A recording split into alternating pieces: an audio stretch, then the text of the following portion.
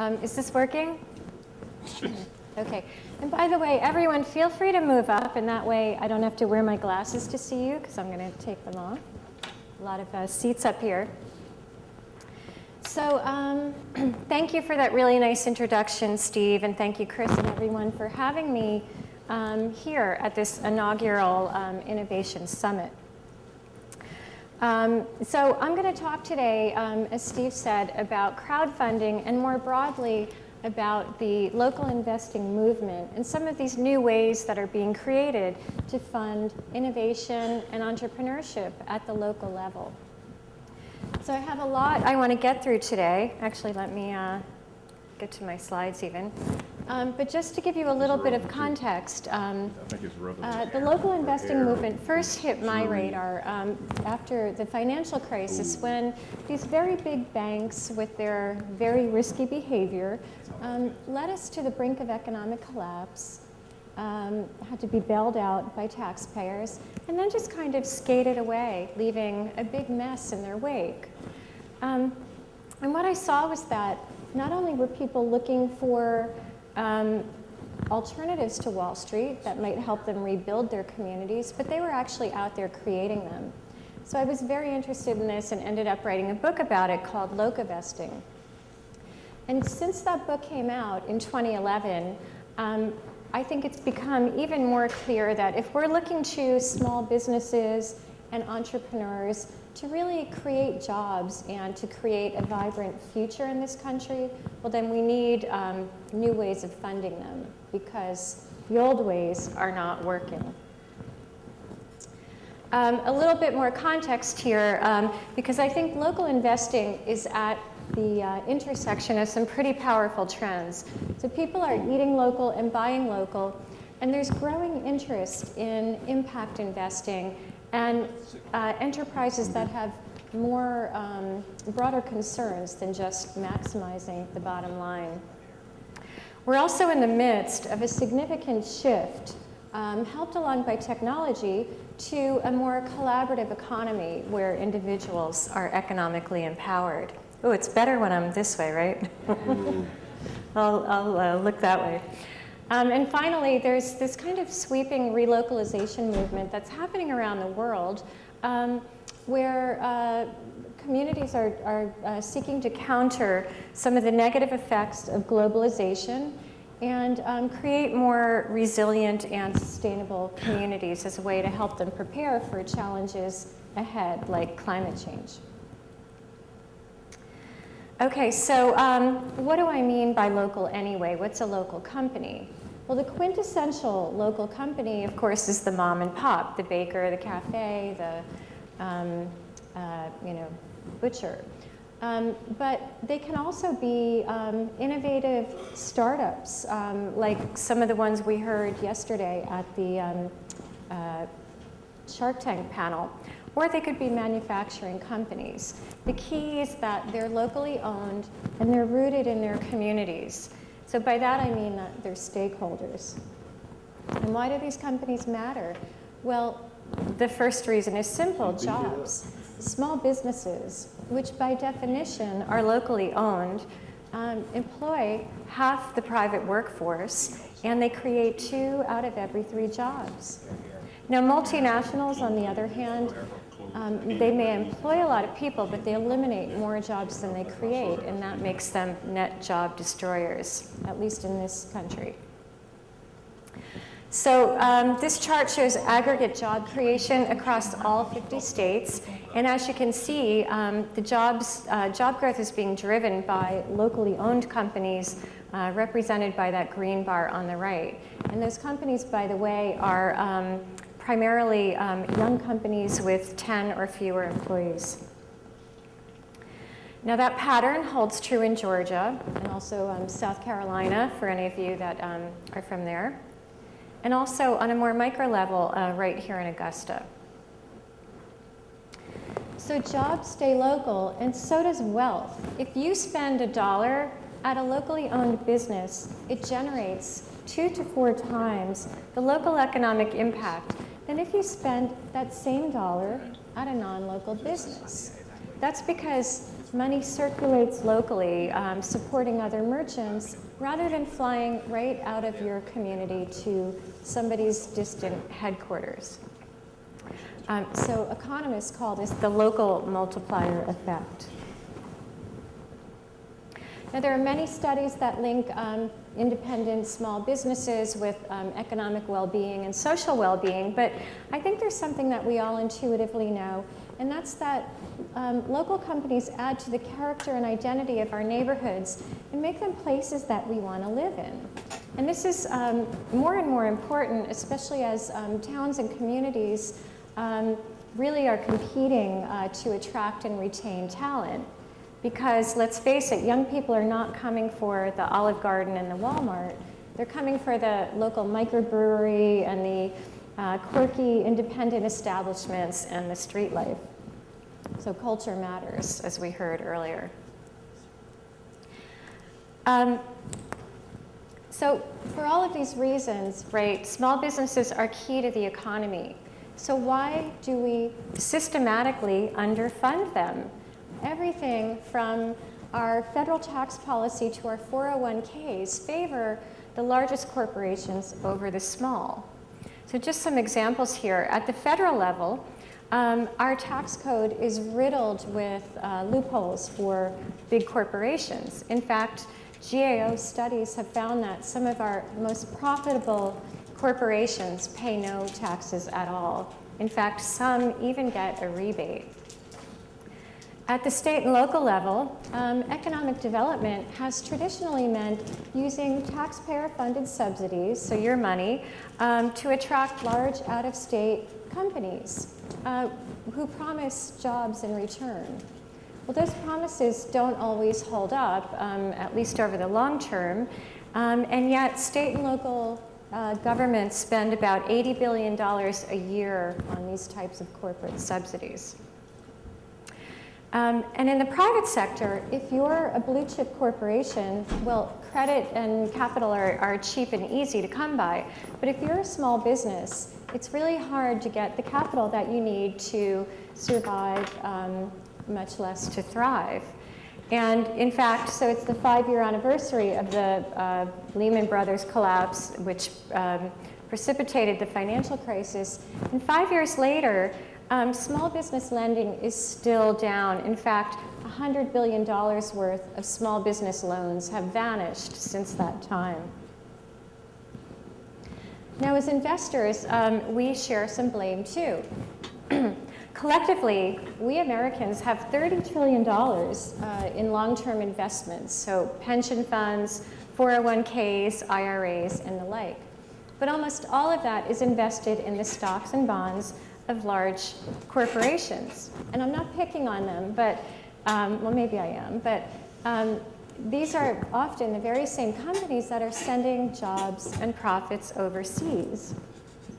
So, I mean, think about it. This is what you call a massive misallocation of capital. This is not an efficient market allocating capital to its most productive use. But there are some big changes in effect that I think bode well for small firms and for local investing. So on the federal level, the Jobs Act was passed recently, and I'll get back to that in just a little bit. At the state and local level, and I know we have some economic developers here, and we'll be hearing from a panel later today, so maybe they'll touch on this more, but there's sort of a shift in thinking, and you know, that maybe rather than poaching jobs from neighboring states, which is really a zero-sum game, after all, in terms of net job growth, maybe it's more cost-effective to nurture your own homegrown companies. In fact, there was a study done by the the Association for Enterprise Opportunity that found that if just 1 out of every 3 micro-businesses in the US hired 1 additional employee, the US economy would be at full employment. And finally, there's a big shift in sentiment among individual investors. So the stock market is up at the moment, but it's become this haven for high-frequency trading and speculation, and people are growing a little bit wary of it. And they're looking for ways to put their money to work locally, where they can see and feel its impact. Now, I would add one more bullet here, and that is the nature of the world we live in today, or at least the country, which is characterized by crushing debt burdens and budget cuts and political gridlock that, let's face it, is not going away anytime soon. So our towns and communities have to become more self-sufficient. We can't look to Washington to solve our problems. We have to look to each other. And this is actually what my book and the whole local investing movement is really about. It's about tapping the capital that exists right here today in our communities to support the businesses that help make them strong. So it's about creating local financial ecosystems and restoring the bonds between investors and companies. So as I was researching my book, I got to talk to a lot of communities across the country who are finding ways to invest locally and take matters into their own hands. And I wanted to share just a few examples with you. So my first example is about the cops in Clare, Michigan that saved their town's 111-year-old bakery and revitalized their downtown in the process. Something's rubbing here. Okay. Sounds like thunder. So one morning, Officer Greg Reinerson, and that's him on the right, was out on patrol when he heard some alarming news. The Clare City Bakery was going to close its doors for good.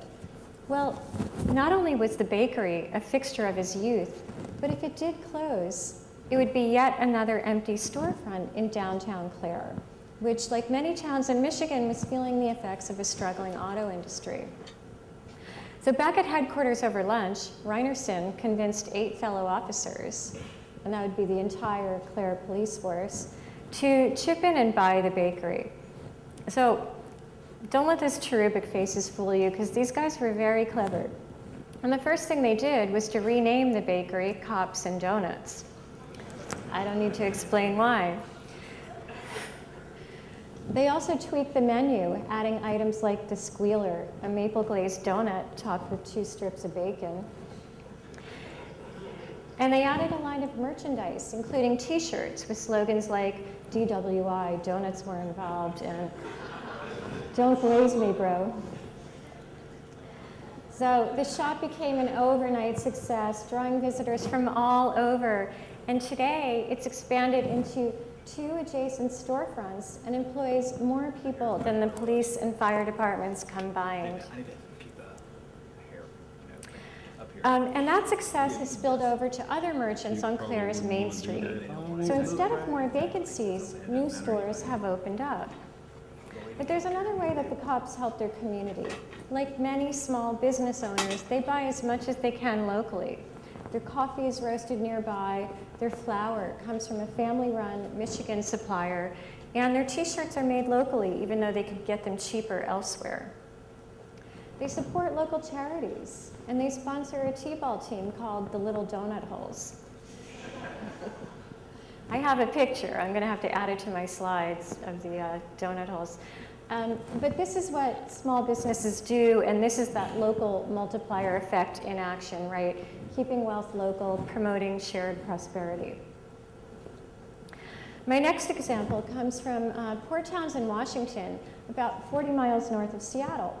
So several years ago, a group of residents there were just making loans to local businesses.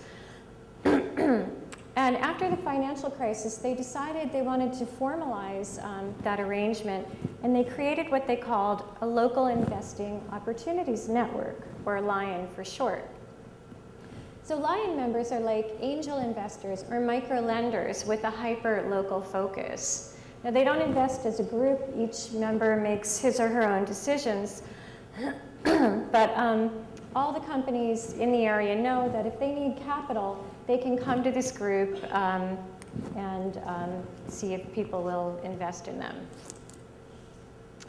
So today, this Lion has 60 members, and they've made about $3 million in investments, mostly loans, but some equity, to businesses including a bike shop, an organic farm and cidery, and a creamery that's now making award-winning cheese from local dairies. So it's helped revitalize the local dairy business. Now, these deals may seem small, but they've had a real impact on the economy. But what I love most about this example is that, inspired by what the people of Port Townsend have done, other communities across the country are now creating Lions of their own, including Portland, Oregon, Seattle, Madison, Wisconsin, and New York City. My last example comes from Saranac Lake, New York, which is a little town in the Adirondack Mountains.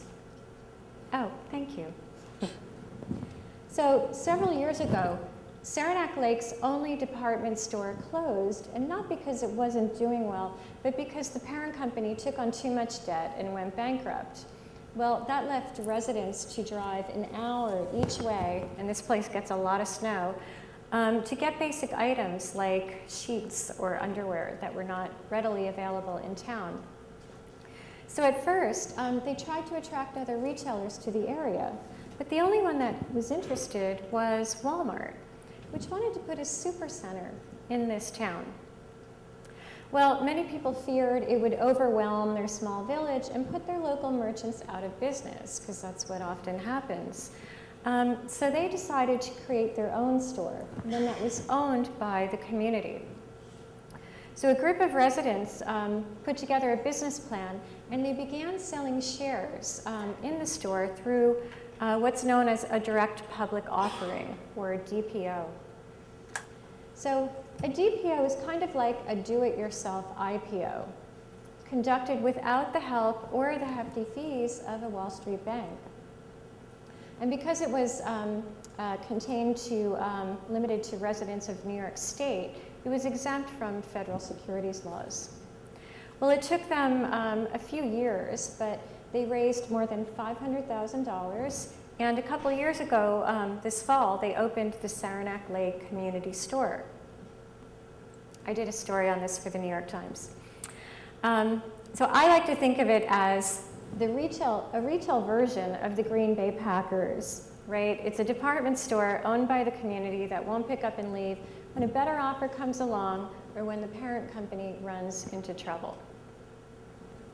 And by the way, there are many of these types of community-owned stores across the country now.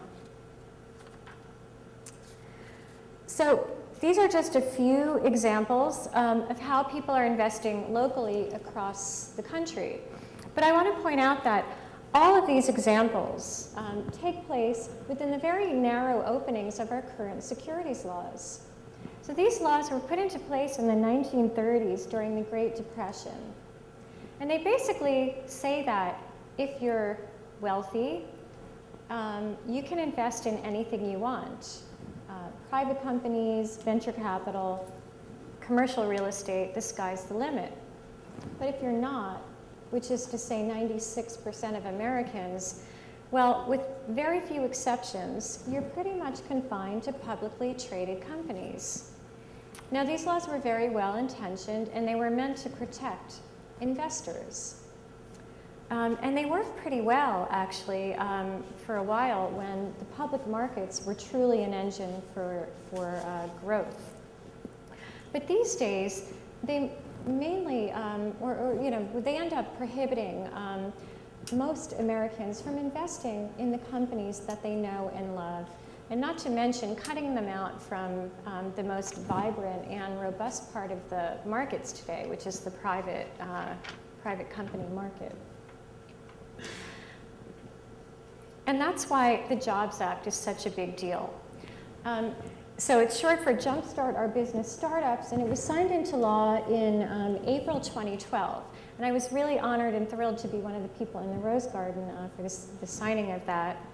And what this law does is update our 80-year-old securities laws for the internet age and make it much easier for small private companies, locally owned companies, to raise money from ordinary investors. Now, I can't emphasize this enough because before the Jobs Act, it was easier for most people to invest in a company halfway around the world than one in their own backyard. So the Jobs Act can be a real game changer for local investing. The Jobs Act rolls a bunch of laws into one act, but the piece I'm really excited about is crowdfunding. Does everyone know what crowdfunding is? Okay. Crowdfunding is when you raise lots of small sums of money from lots of people over the internet. So it's kind of like the marriage of social media and finance. And probably the most, the best known crowdfunding site is Kickstarter. So Kickstarter is a website that lets people donate money to creative projects like film or music or even product inventions in return for rewards like maybe you get your name in a film credit or you get a copy of the CD or maybe simply a thank you. But in its short history, Kickstarter has raised more than $670 million for going on 50,000 projects. And it's growing so fast that it's really hard to keep these stats up to date. But the last I checked, people were pledging on Kickstarter more than $6 million a week to projects. That's a lot of money. So this is a major funding channel that didn't even exist 4 years ago. That's helping bring to life all sorts of projects that might have never gotten past the record labels or the studios or the other industry gatekeepers. So projects like the Pebble watch, this is a famous example. The watch displays like caller ID and text messages from your cell phone. I never figured out why anyone needed that, but anyway, they went to VC after VC and were turned down, the inventors of this watch. But on Kickstarter, they were able to raise more than $10 million from 69,000 people who pre-ordered the watch. So they've since shipped all of those watches, and they've received a $15 million investment from a major VC firm. So better late than never, right? So crowdfunding is really taking off, and now there's a Kickstarter for almost everything you can think of. These are just a few I thought I'd point out. Neighborly and Citizenvestor are examples of what is being called civic crowdfunding. So on these sites, people can donate money to civic projects in their neighborhood, like a daycare center or a community garden. Crowdfiber is a really interesting one. It just launched recently in Rome, Georgia. And that site is meant to bring together municipalities and the public to organize and fund gigabyte networks. Because we know that high-speed internet can be a real driver for economic growth, but too often our commercial utilities aren't willing to actually make the investment, especially in rural areas. Now, since we're talking a lot about research and science at this conference, there's a lot of crowdfunding happening in scientific research. MicroRiza is a site that lets people donate money to research projects, whether it's studying the vision of mantis shrimp or curing cancer. And universities, especially in light of all of the government cutbacks and now the sequester that are really affecting funding for research, are also starting to get into the act. So many, like GRU, partner with existing crowdfunding sites to do campaigns to raise money for research projects. And Georgia Tech actually recently just launched their own crowdfunding site. So that's all what I call crowdfunding 1.0, right? All donations and rewards, but there's no financial return. Now imagine Kickstarter, but instead of donating to a project, you're actually investing in a small business. And it could be equity, but it could be loans or even a revenue sharing arrangement. But there's the promise of a financial return. So this is what the Jobs Act makes possible.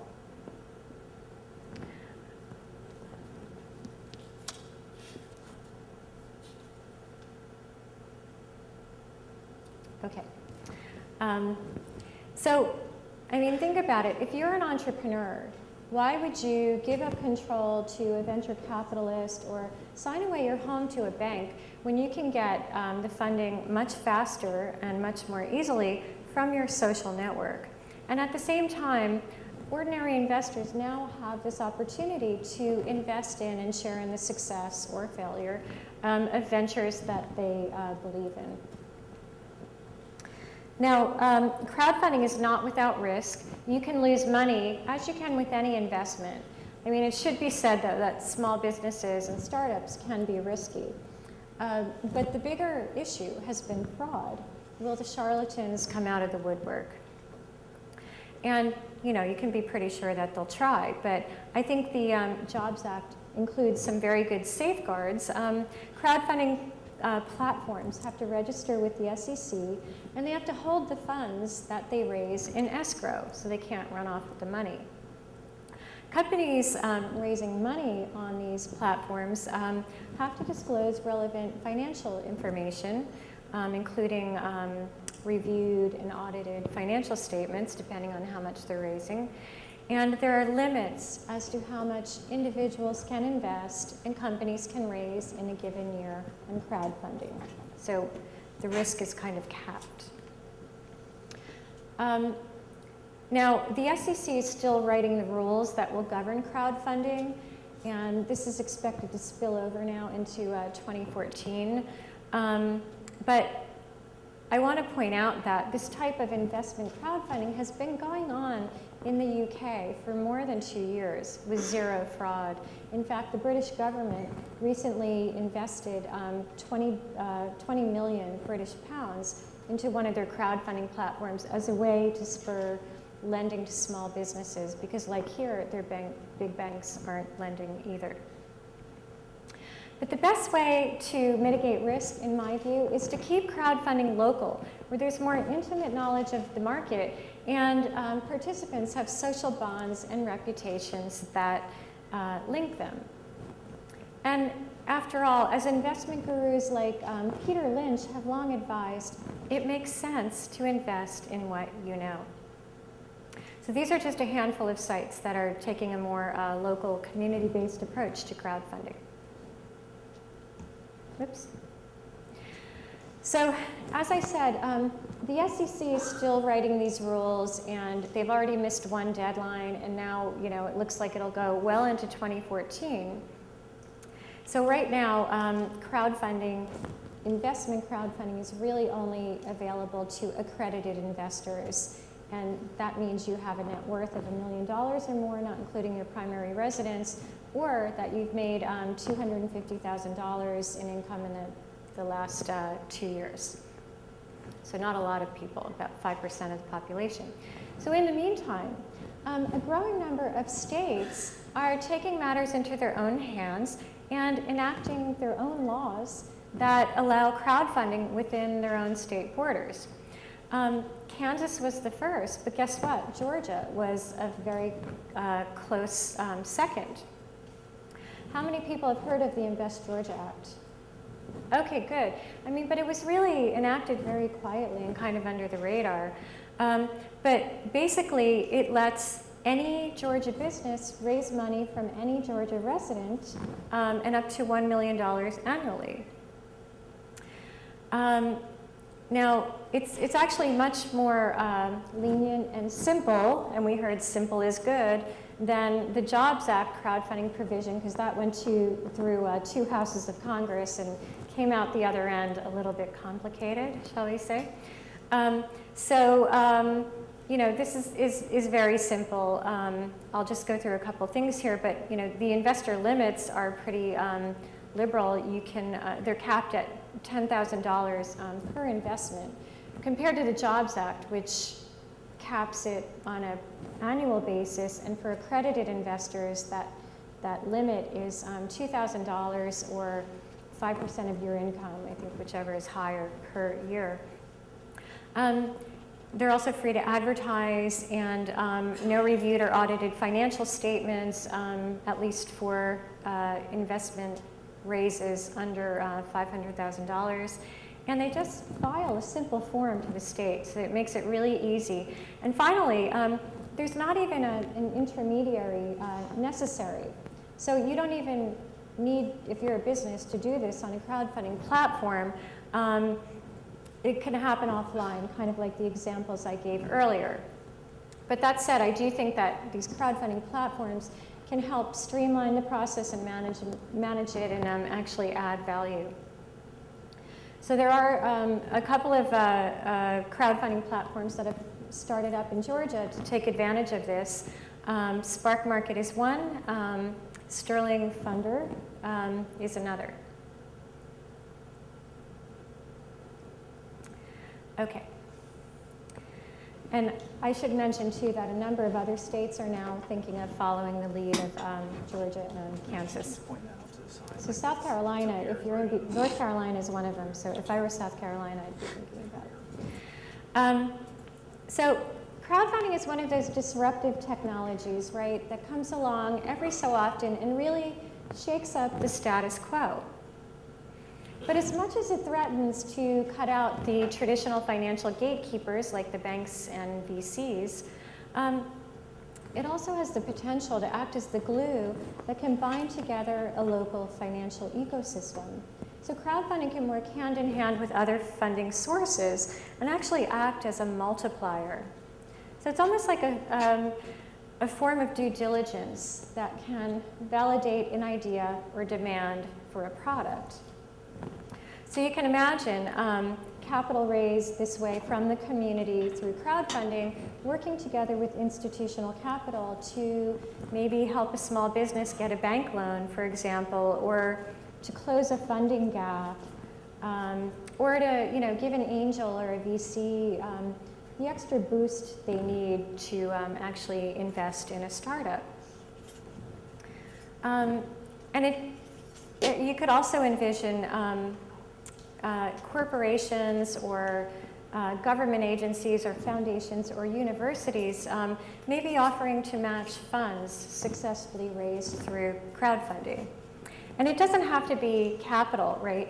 Maybe a local incubator would offer free, space and mentoring for successful crowdfunding raises, within a certain parameter. So this sort of thing is already starting to happen, these relationships and this kind of ecosystem. And there's another thing I want to mention about crowdfunding, and that is that it's about more than just finance, so much more. It's also about marketing and branding and civic pride. And if that sounds kind of crazy, has anyone heard of this? This Nashville Etf? This is an exchange-traded fund that launched recently that tracks only Nashville area publicly traded companies. And I love their slogan, "Own this town." So the company behind this wants to take this local ETF concept to other areas as well. So now, of course, we're talking about publicly traded companies here, but this raises an issue for crowdfunding, right? If you're putting all these private company shares into people's hands, well, how do they, where's the liquidity? How do they get their money back if they need it? And that's where the idea of a local stock exchange comes in. How many people knew this? We used to have dozens of local stock exchanges across the country. Did anyone, how many people knew that? Okay, like Buffalo, New York, Wheeling, West Virginia, Boulder, Colorado, Honolulu, Hawaii. They all had local stock exchanges. And what these markets did was bring together local capital with local enterprise, and they really fueled their regional economies. Well, today, of course, our markets are global and efficient, but they're no longer serving the same types of local and regional growth companies that they once did. In fact, you have to be pretty big to actually go public these days.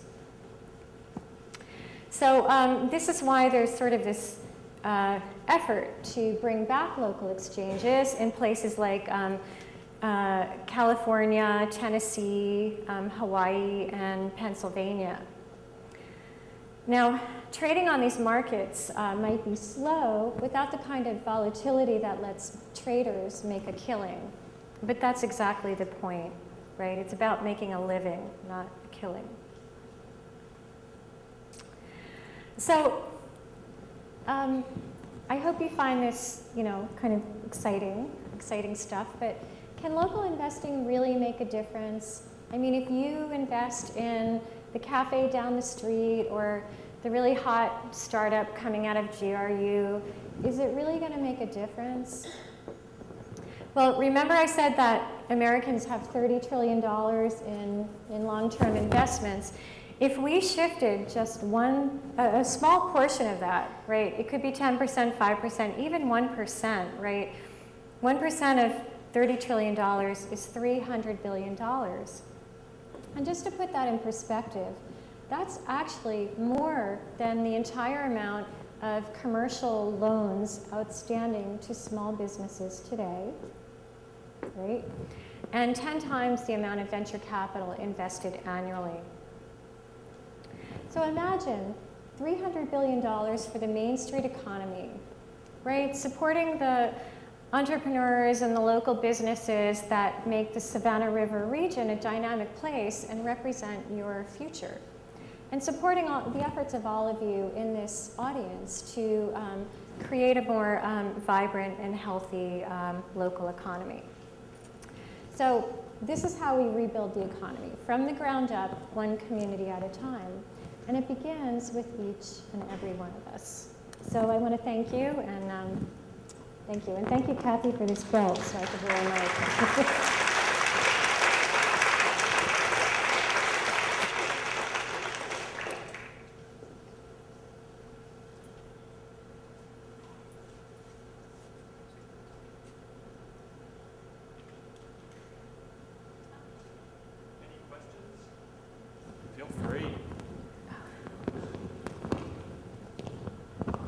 Thundering again. Okay, any questions? Yes? On that next to the last slide where you have the local stock market. Right. That you had 1790 to like 1991. Do you still have any Oops. stock market? I Do- know the years that you have there. Do we still have any local stock market? No, I mean, so what's happened is they've mostly, they closed, were consolidated, and the reasons for that was kind of, advances in communication technology, but also just sort of the power and the politics, and a lot of trading eventually shifted to the New York Stock Exchange, so all these guys kind of merged or closed. So like in, Chicago, right, that consolidated a lot of the Midwest markets. I think Spokane, Washington was the last of the independents to close, and that was really as late as like 1976 or something. So aside from like the Chicago, whatever that market is, I think, most of them are gone, and in fact now we have all these, electronic markets and dark pools and all that kind of stuff, but not this kind of thing. Yes? We are considering planning Kickstarter and raising funds. And some of the things we need to do is tell the story, we need to have professional videos. I'm curious if you've ever interviewed anybody who's gone through the Kickstarter campaign and so Yeah, well, yeah, I know people who have gone through it, both successfully and not successfully. A video is key. I feel like I'm making all sorts of noise up here, but it's actually a lot of work. Oh, I see. So it seems like a simple way to raise money, but it's a lot of work. You almost need a dedicated person to social media. You really have to have, and the thing they're finding out is that you could list on Kickstarter or Indiegogo, but if you don't happen to be one of the few that they select to promote on their the front page of their website, it's really up to you. Like 80% of the traffic And the donations will come from you and your own efforts to really mobilize your own social network and everyone you know and get them excited. So it's really about engaging people. So part of that is a great video, right? Not too long, but really inspiring, getting people to want to do that. And the second part is a very organized social media campaign, and a lot of work goes into that well before the campaign. And I guess the third thing would be you have to have good rewards, right? Like something that people actually want to get in return for their donation. Sure. Yes?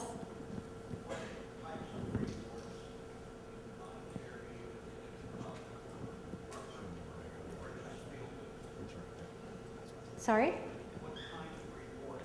Oh.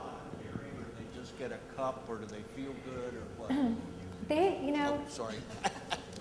It runs the gamut. So the question is, what kind of rewards do people offer?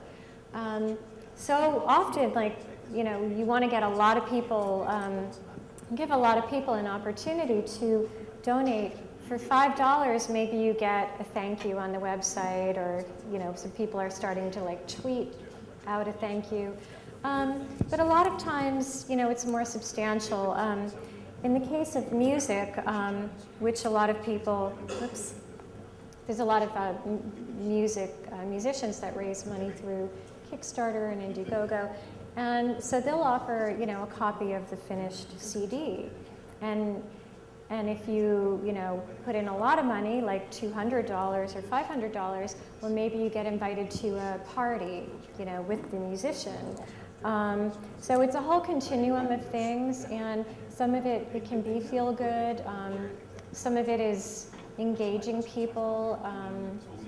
Like you can be, for a $50 donation, you can be part of our beta testing panel, or our, it depends on what it is, but you can get really creative with this. So feel good rewards.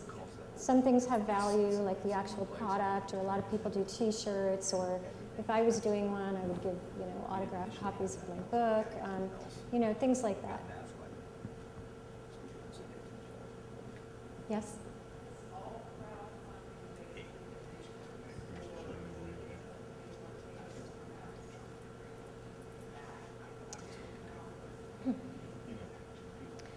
Yeah, so that's why I made the distinction between crowdfunding 1.0 and 2.0, because it is confusing. It's all called crowdfunding, but there's donations and rewards, which are kind of more or less the same thing, but they're sometimes broken out because if it's a charity or a cause, sometimes it's a pure donation.